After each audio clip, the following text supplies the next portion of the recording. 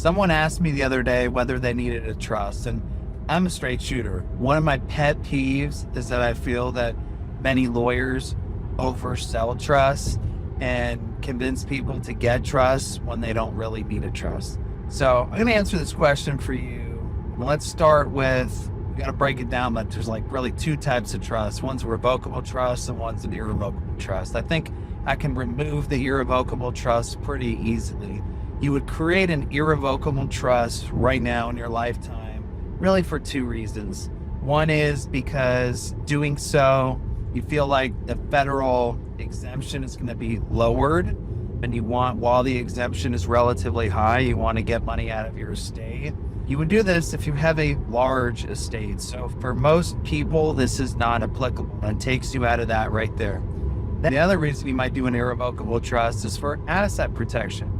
And as I've shared in other videos, I don't believe irrevocable trust is the most efficient way to protect assets because you lose control and it subjects you to higher tax liability and administration and things like that.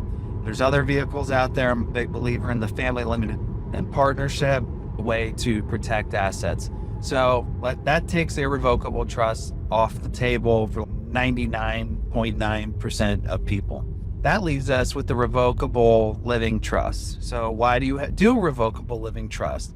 You could do it to put a piece of property in it. Sometimes that's called a land trust, and it keeps the ownership of the property anonymous. I think there's some other ways to do that. I tend to like corporations a little bit better than land trusts, just my preference. So I don't really use them for that, but some people, and especially real estate investors, do use the revocable living trust for that purpose. And then the other reason would be to streamline your probate. You can avoid a lot of probate essentially by putting things in the revocable living trust.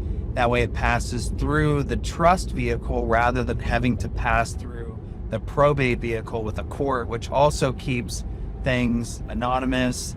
You don't have to do a final accounting and inventory that's publicly filed, and it can make things easier on your heirs. A lot of people going through probate for them when their parents died was a very stressful process, so they just want to avoid it altogether. For that reason, if that's your goal, then I would say, yeah, revocable living trust is a great vehicle. We offer them at the firm for that reason. It's not for everyone. It's really a preference thing too. In the state of Texas, probate's not that bad, and we offer some affordable probate products. Avoiding probate may not be a top priority for you, but if that's a preference for you, then that could be a good reason for having a trust.